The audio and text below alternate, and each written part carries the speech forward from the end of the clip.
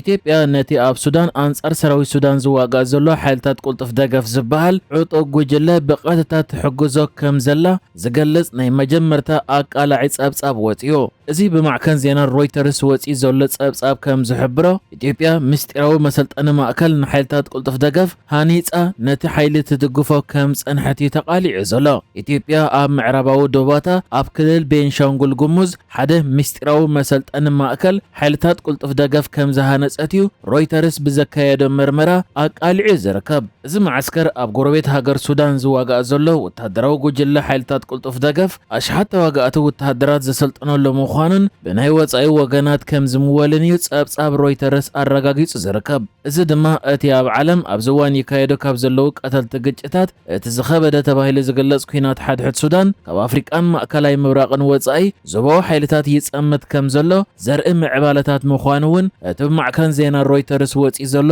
ኣቃላዒ ጸብጻብ ኣመልኪቱ። እዚ ሕጂ ወፂኡ ዘሎ ኣቃላዒ ጸብጻብ ናይ ማዕከን ዜና ሮይተርስ ከዓ እቲ ኢትዮጵያ ኣብ መሬታ ሃኒጻቶ ዘላ ማዓስከር ኢትዮጵያ ኣብ ኩናት ሓድሕድ ሱዳን ትሳተፍ ከም ዘላ ናይ መጀመርታ ጭቡጥ መርትዖ ክኸውን እንከሎ ኣብ ካልእ ጎረቤት ሃገር ዝኾነ ደቡብ ሱዳን ድማ ውግእ እናተጋደደ ኣብ ዝኸደሉ ዘሎ እዋን ንሓይልታት ቁልጥፍ ደገፍ ሓደሽቲ ወተሃደራት ዘቐርብ ሓደገኛ ክኸውን ዝኽእል ምዕባለ እዩ ተባሂሉ ዘሎ። እዚ ሕጂ ወፂኡ ዘሎ ሓበሬታ ቅድሚ ሕጂ ከም ሚድል ኢስት ኣይ ዝኣመሰሉ ማዕከናት ሓበሬታ ከቃልሕዎ ከም ጽንሑ ዝፍለጥ ኮይኑ ሮይተርስ ግን ዝተፈላለዩ ምንጭታት ተወኪሱ እዩ ሕጂ ኣረጋጊጹ ደጊሙ ነዊሕ ብዝኾነ ጸብጻብ ኣቃሊዑ ዘሎ። ሓደ ላዕለዋይ በዓል ስልጣን መንግስቲ ኢትዮጵያ ዝርከብዎም 8 ምንጭታት ንሮይተርስ ከም ዝሓበርዎ ድማ ኢማራት ንህንጸት እቲ ማዓስከር ብገንዘብ ከም ዝመወለትን ነቲ ማዓስከር ብወተሃደራዊ ኣሰልጠንትን ሎጂስቲክን ደገፍ ከም ዝሃበትን ክግለጽ እንከሎ እዚ ሓበሬታ እዚ ኣብ ውሽጣዊ መዘኻኸሪ ኣገልግሎት ጸጥታ ኢትዮጵያን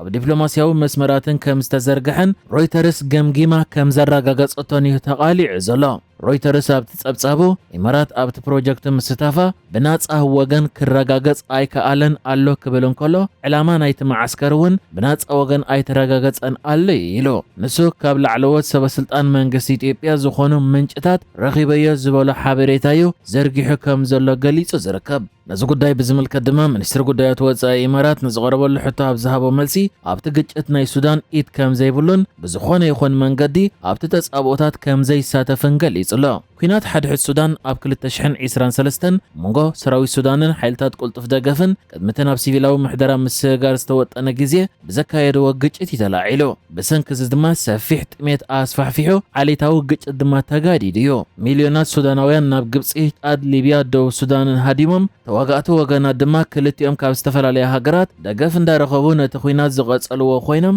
እቲ ብናይ ወጻኢ ሃገራት ዝግበር ደገፍ ድማ ነቲ ኩናት ነዳዲ ከም ዝወሰኸሉ ዝተገለጸ ኮይኑ ናብ ጎረባብቲ ሃገራት ናይ መክፋሕ ሓደጋ ድማ ይውስኸሉ ከም ዘለውን ተሓቢሩ። ሮይተርስ ንሰበስልጣንን ዲፕሎማሰኛታት ኢትዮጵያን ዝርከብዎም ምስ ህንጸትን ስርሒታትን እቲ ማዓስከር ዝተኣሳሰሩ 15 ምንጭታት ብምዝራብን ብሳተላይት ንዝተወስደ ምስልን እቲ ከባቢ ተንቲንዩ ነዚ ኣቃላዒ ዝኾነ ዜና ዘርጊሑ ዘሎ። ክልተ ሰበስልጣን ስለያ ኢትዮጵያን እቶም ብሳተላይት ዝተሰኣሉ ምስልታትን ኣብቲ ናይ ጸጥታ መዘክርን ዲፕሎማስያዊ ዓንኬላትን ንሰፈረ ዝርዝር ሓበሬታ ዘረጋግጽ ሓበሬታ እውን ኣቕሪቦም ምህላዎም ሮይተርስ ጸብጺቡሎ። ከም ዝፍለጥ ቅድሚ ሕጂ ብዛዕባ ኢትዮጵያ ንሓይልታት ቁልጥፍ ደገፍ ንምድጋፍ ኣብ ቤንሻንጉል ጉሙዝ ወተሃደራዊ ማዓስከር ተኺላ ኣላ ዝብል ዜና ይዝርጋሕ እኳ እንተነበረ ኣቀማምጣን ስፍሓትን እቲ ማዓስከር ብዝምልከት ግን ዝርዝር ሓበሬታ ኣይተገልጸን ጸኒሑ። ሮይተርስ ግን ሕጂ ኣብዚ ጸብጻቡ ብዛዕባ ኣቀማምጣን ስፍሓትን እቲ ማዓስከር ዝርዝር ኣቐሚጡ ዘሎ። እቲ ማዓስከር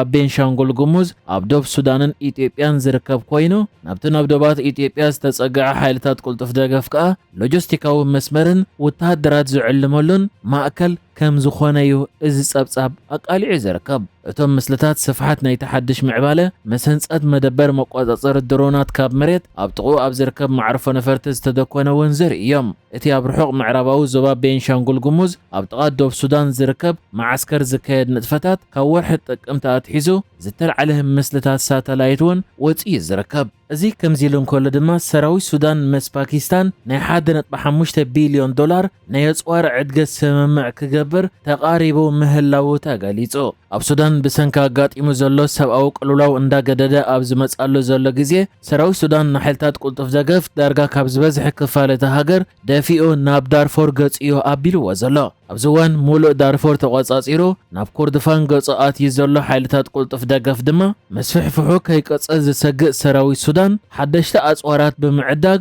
مولو بمولو انو خسعره يسرح مهلاوي يزقلاص مسرت زلوت المدما كباكستان واقع حادنت بحموشت بليون دولار أصوار كأتيو نفس مع تقاريبو زلا ازي سراوي السودان مس باكستان كسما معلو تقاريبو آلو زبهل نيصوار عدقي سمع دما نفرت وقع سب ألبو نفرت ويدرونات سرعتات مكلخال زد تقالله مخاني يزحبر إذا سمع أب قبر اندحر وعيلو خاص سراوي السودان لما جمرت أوان دحر نويح عامتات حادنت بحموشت بليون دولار زواقو وتهدروا عدقي كقبريو كمز فلت سراوي السودان بيجاكا مس باكستان مس إيران ون أب عدقي أصورات زملكت زربات كايزز أنحو خوينو درون كاب إيران نحلتات قلت فدقف كاب ماكل سودان دافئو ناب دارفور كاتسقع زقبره سب ألبو نفرت زركبه بركز زبلا أصوارات كمز عدقاي يزحبر يهون بر سراوي السودان كباكستان واقع حادنت بحموشت بليون دولار أصوارات كعدق زوت أزلو وصايتات كابيه كشفنو بزملكات زتوهاب حبريتا يلن يهون بر استفلاليت أبصابات كمز حبروا سراوي السودان زوق كابز جمرات حيزو ناي ورق أتاويتاتو كمز زايدن زي زقبرو زلو نياز وار عدق خاء كاب ورقن كالئ نوصاي سدد فريات سودانن زرخبو أتاوي كشفنو كمز خيل يتنتن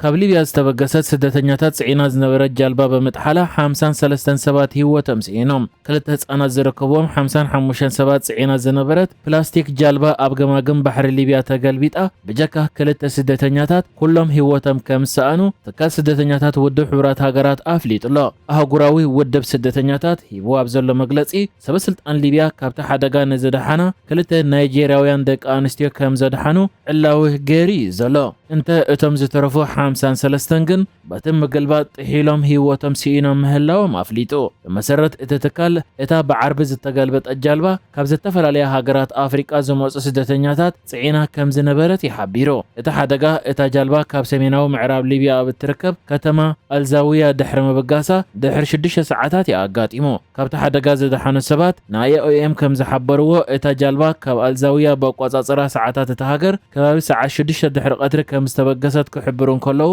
ድሕሪ ምብጋሳ ድማ ሒደ ሰዓታት ጸኒሓ ከም ዝተገልበጠት እዮም ሓቢሮም እቲ ብዓርቢ ዘጋጠመ ሓደጋ ንምንታይ ክሳብ ትማሊ ሶኒ ከይተሓበረ ከም ጽንሐ ግን ክሳብ ሕጂ ንጹር ከም ዘየለውን እዚ ትካል ኣፍሊጡሎ ሓንቲ ካብተን ካብቲ ሓደጋ ዘደሓና ናይጄርያውያን ደቂ ኣንስትዮ እቲ ምስኣ ዝጓዓዝ ዝነበረ በዓል ቤታ ህይወቶ ከም ሰኣነ ገሊጻላ እታ ካልአይቲ ዘደሓነት ድማ ክልተ ደቃ ህይወቶም ከም ሰኣንያ ገሊጻ እትርከብ ካብ ኣህጉራዊ ትካል ስደተኛታት ዝመጻ ናይ ሓገዝ ጉጅለታት ነተን ክልተ ደቂ ኣንስትዮ ሕጹጽ ሕክምናዊ ሓገዝ ይገብራ ከም ዘለዋ እውን ተገሊጹሎ